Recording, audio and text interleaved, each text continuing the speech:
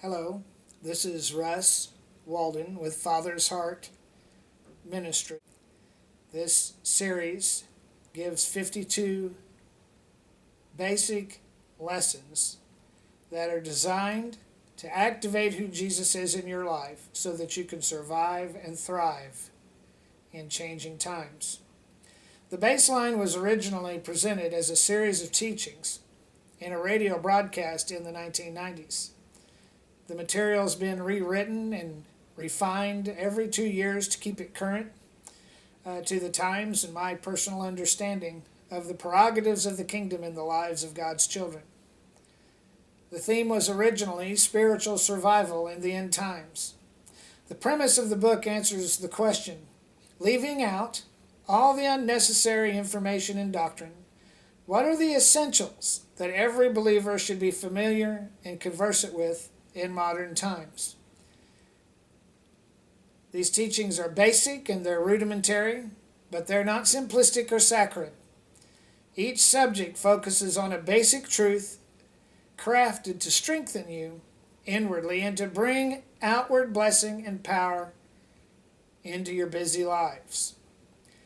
At the time of my original writing, the Davidian compound in Waco, Texas was still smoldering.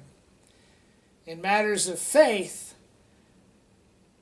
it is no longer enough simply to be sincere.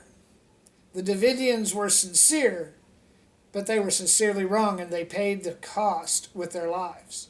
It is no longer wise to leave the spiritual care of yourself and your loved ones solely in the hands of professional clergy.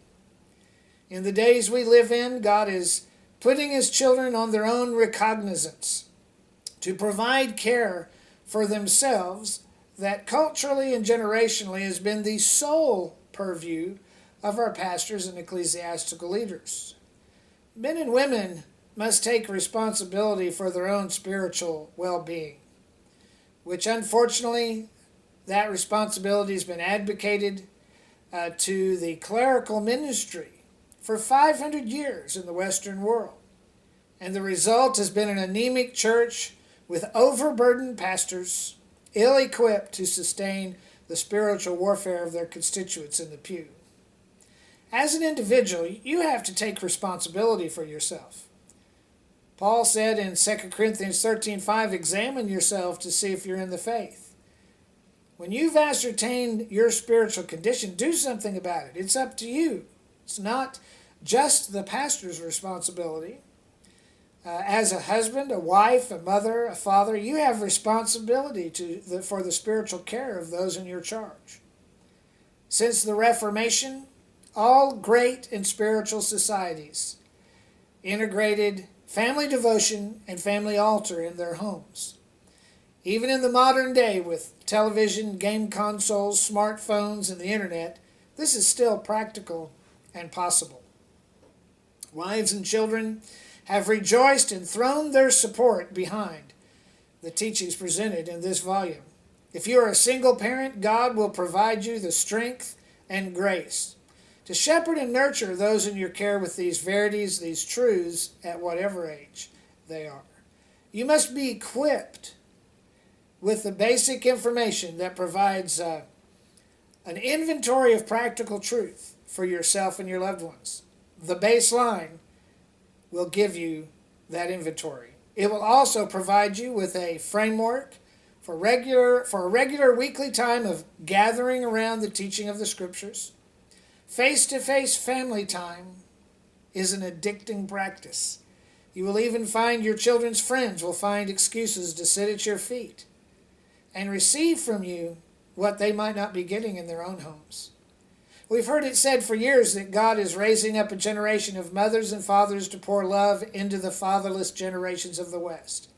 It is time for the spiritual mothers and spiritual fathers in our midst to rise up and take their rightful place. There are no shortcuts. The Scriptures tell husbands to wash their wives with the water of the Word, Ephesians 5:26 and 27. This is not the pastor's job, it's the husband's job. Furthermore, in the day of reckoning, God isn't going to ask the Sunday school superintendent why your children were not properly instructed in matters of faith.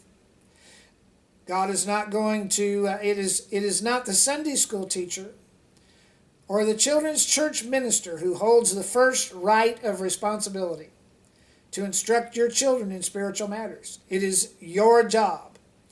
The only positive reason that God gave for choosing Abram as his covenant partner is found in Genesis 18:19. He says, "For I know him, he will command his children," or teach his children, "and his household after him."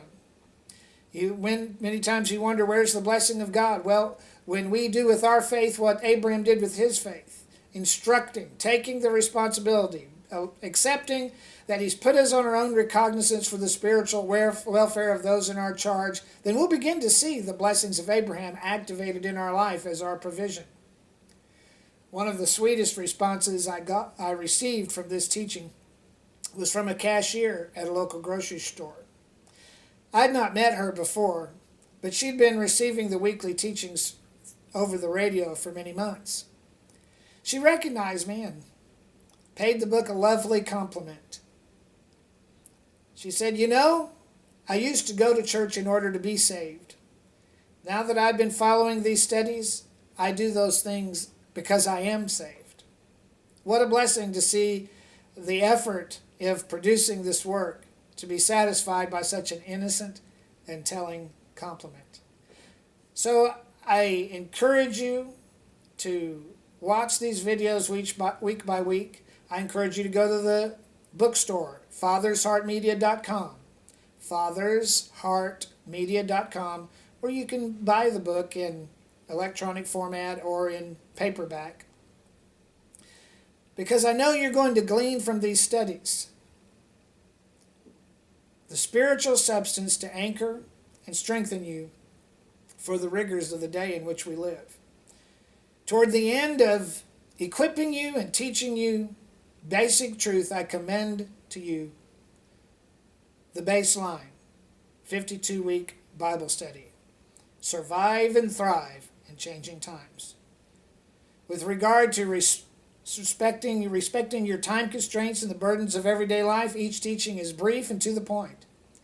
I trust you'll find the studies helpful and empowering. God bless you.